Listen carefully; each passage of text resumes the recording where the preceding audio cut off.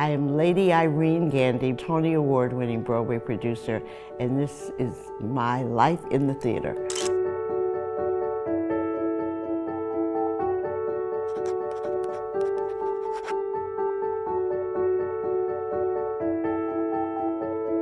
Oh my God, I cannot believe 1975 The Wiz opened. And I worked on that show and the national tour and also a little bit on Broadway. I cannot believe this. And here we are, 2024, and The Wiz is opening again. It's so crazy. That was so much fun working on the road with The Wiz, and the handler for Toto was always late. And I remember one time the bus left Toto, so we had to find another dog before. Yeah, but so The Wiz is a wow. It was really incredible because it was really one of the first black producers that produced The Wiz.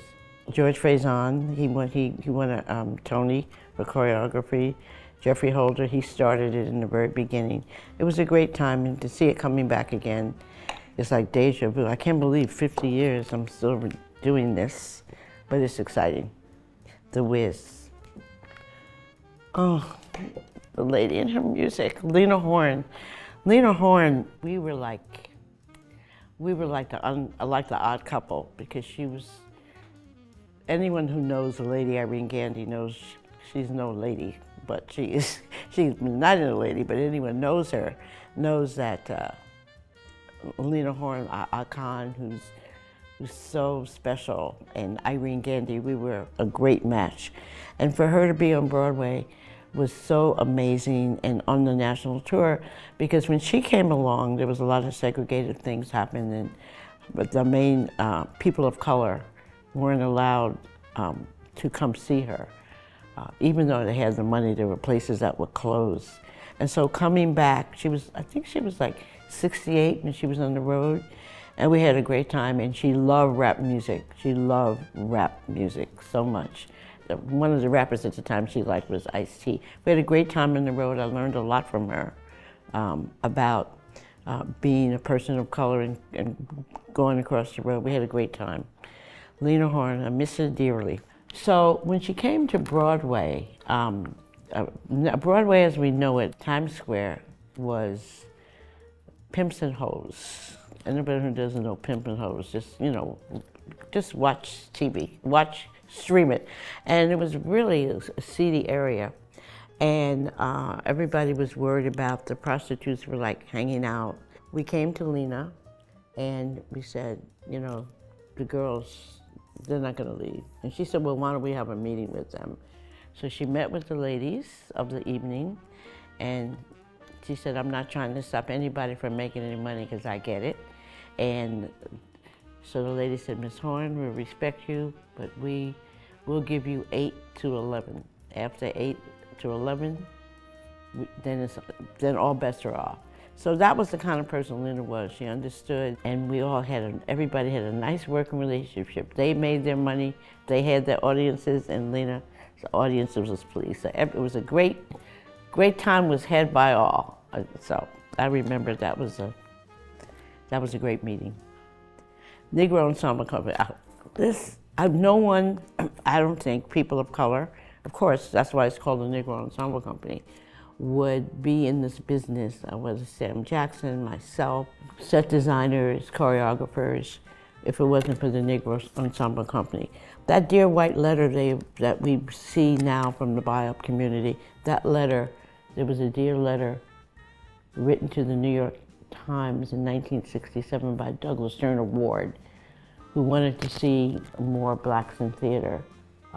He wanted a theater a program where he can train blacks, like the Actors Studio or people like that, so you can have seven-day training. He was the artistic director.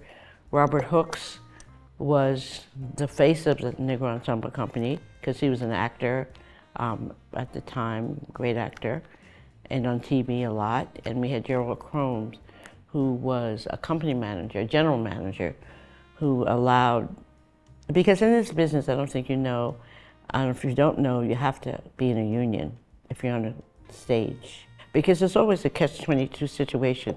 You either can get the job, but you have to have experience. So Woody King, who's still alive, thank God bless him, he provided the productions so you can get the credit, and my beloved Douglas Turner Ward provided the union access. So for which I will ever be grateful. Now, Sweet Charity, this is very emotional for me. That was done in McKechnie. I was on the road with Sweet Charity. I basically did a lot of shows with Bob Fosse when I was on the road. In 1980, that was in 1980, we were in Washington on the tour. And if anyone knows, well, nobody really knows Bob Fosse, but Bob Fosse, he didn't like critics. So what happened was there was a Broadway critic, there was a Washington critic, David Richards, and we snuck him in that Friday because it was a day of previews, and then we opened the next day. And so the press agent at the time, who we were still good friends, her name was Alma Viador, at the National Theater in DC. And we were like, what are we gonna do? We have to get people in, and and he's rehearsing. He's such a troublemaker. And that's what we said. We were laughing at 1 o'clock in the afternoon on opening night, and we were laughing about, well, at least we don't have to deal with him in his death. And we just cracked up about that. And opening night, we always have a party. So what happened was I stayed at the theater, and she went over to the opening night party because it was her town. Then she stayed, and I went over to relieve her. And then all of a sudden, I get a call from the theater like around 4 o'clock from the stage manager, you gotta come back here, you gotta come back here. So I said, oh shoot, he's found out the Washington critic has come. And so when I got back, he had passed away, he had died. Everybody was crying, he had died. So I said, oh my goodness. So I called Alma, she's at the event, and I'm like, I cannot believe, I said, Bob Fosse just died. And she says, no, I can't believe it. And I said, no, this is serious. I was like, I cannot believe a Broadway legend can die in Washington, D.C. But the good news, if there's anything in the story, that thank God all the outlets were there. So I called Brian Gumbel, he was at the Today Show at the time. I called his producer and I spoke to them and like, we have to announce it. The Bob Fosse had died. So that's my Sweet Charity story and my Bob Fosse story, who I miss very bit. Serafina, I'm redoing this. We were going to bring back Serafina. Serafina was amazing, but Irene Gandy died, the author of Serafina, over Christmas holiday. He was in South Africa, and he had a head-on collision, so he died. And that was so crazy because I was in the process, me and Boza Rivers. This was actually really one of my first producing credits as a producer. Manny Eisenberg, myself, and Boza Rivers on the national tour.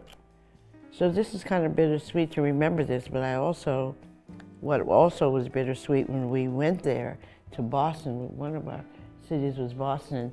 There was a white woman who was shot in the stomach, and her husband said some black people did it. And so the kids were from Africa, but because they were black, people don't know the difference in Boston or anywhere, I think. And we had to protect them at all times, and we had no ticket sales at all. The white husband ended up shooting her. All of a sudden, we had lots of ticket sales and people were buying tickets, but Serafina was a wonderful show, and very sad Irene Gandy died. And half of the young people from Serafina are in The Lion King. So that's my Serafina story, and I was hoping that we would bring it back in 2025 or something. Chicago, that's a wonderful town. I love being on the road with Chicago. Had such a great time. Again, me and Bob Fosse. That was the time when Michael Jackson and Michael Peters, that was the time when videos were coming out. And Bob was a musical comedy choreographer. And I think, this is just my opinion, no one said this. I think that he was caught between a rock and a hard place, not knowing where he fit in. because that's what we all do, not know where we've been in. And I would tease him, get off the road and go make a music video. Chicago was a great show. We had a great time. And I must say, I think, this is just my opinion, that Beyonce got put a ring on it. That choreography was Bob Fosse. I'll go to my grave saying that. August Osage County, one of the greatest shows ever written. I felt one of the greatest playwrights and actors, Tracy Letts. This show brought out every celebrity from Robert Redford. I mean, I've never seen Robert Redford at a Broadway show since, and I've done over 100 of them. And it was later made into a movie, you know, with the movie people, Meryl Streep and stuff. But August Osage County was one of the greatest experiences that I think I've ever experienced. I've been with my work husband, Jeffrey Richards, for 38 years, and I have to applaud him. We had 3 shows at the time. We used the original company, and it became a big hit. And let's see, November. Did everybody know that November was about blessing the turkeys? Did everybody know the president blesses turkeys? Everybody knew that but me. But Nathan Lane and Laurie Metcalf was in it. She has so many layers. And we all know Nathan Lane, so that was a good experience. I like that. Speed the Plow. Call it the sushi story. Jeremy Piven. First of all, let me preface by saying I love David Mamet. I love David Mamet. And this is one of David Mamet's plays. And it was a roller coaster ride for a minute. Jeremy had to leave because he had sushi poisoning in the middle of the show. But that was a great show too, and we had a good time. I have a good time on all my shows, but this was a cast of characters. That's all I can say about that. Okay, these are my favorite people in the whole world. Well, Angela Lansbury is my favorite person in the whole world. I miss her. And there was Rupert Everett. That was one of the most inventive shows I've ever seen. The set, the costumes, and Angela was so endearing. She's always has been, but I love that show, Blithe Spirit. So, you know, I'm looking at this and I'm thinking, and I'm so glad that I'm a part of this, because my life in the theater isn't based on being Black, woman, trans. It's based on excellence. Not to say that I mean, everybody needs a church to be heard, but I'm glad that I have been able to work on shows because of the excellence and because they trust me and I trust myself.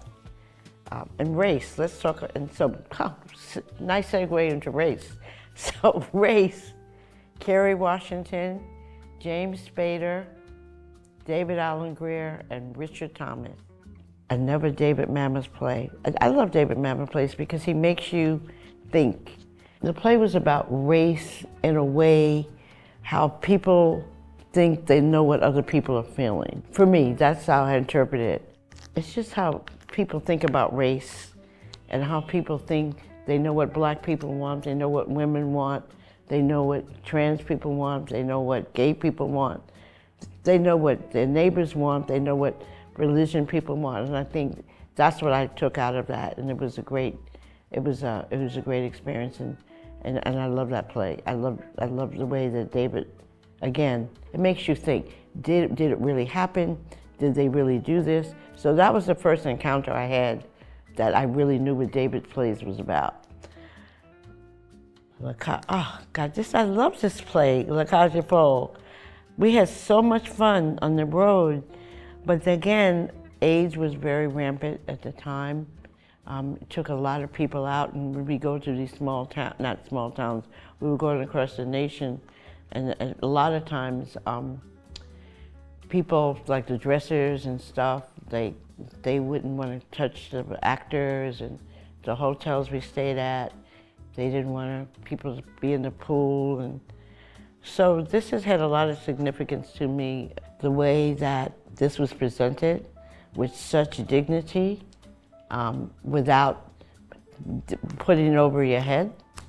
And yeah, this was a very political and social play for me, to see how people acceptance. This was an acceptance play for me. I'm just speaking for me.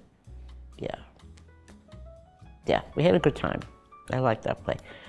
Porgy and Bess, my first Tony Award. Everybody who knows Porgy and Bess, and they may have seen the movie with Sammy Davis Jr. and all those guys, but this, Gershwin's Porgy and Bess, Susan Laurie Parks wrote the dialogue, Diane Paulus, great director, and the orchestrations by very powerful women. And Norm Lewis was amazing. It was Norm Lewis, Audra McDonald, David Alan Grier, and Philip Boykin, who is now in Hadestown. He was in Crown, and a lot of other stuff. It was just written with such, again, dignity and excellence. It's history of the theater with black people in it, and I always feel that. And if you're doing classics, if you're doing excellent work, it makes everybody proud. I think it brings people together. And I was so proud of this. And Audra, I think that was her maybe second Tony Award, maybe third, because you know she has 7 or 8, 10 nominations, 7 or 8. Gore Vidal, oh God, Gore Vidal's the best man. I did 2 versions. I worked on both the ones.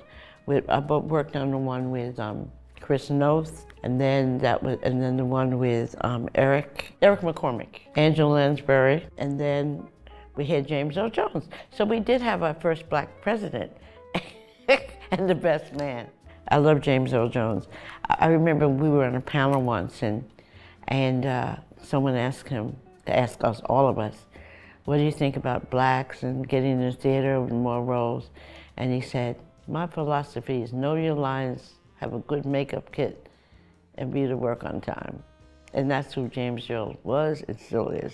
Gore Vidal, oh my God, the funniest man in the whole world.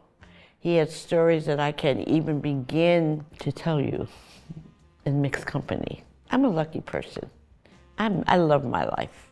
I love my life. I was thinking about loving my life when I was picking out what to wear today. Which jewelry, which coat, which shoes.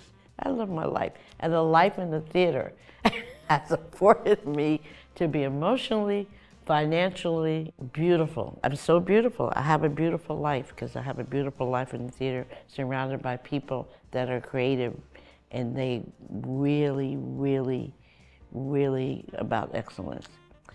So now let's talk about Glengarry and Ross. I did 2 of them. Another David Mamet's play. We love David Mamet in our office. Jeffrey and I love a David Mamet. Time for another David Mamet's play. Glengarry and Ross, I did both of them.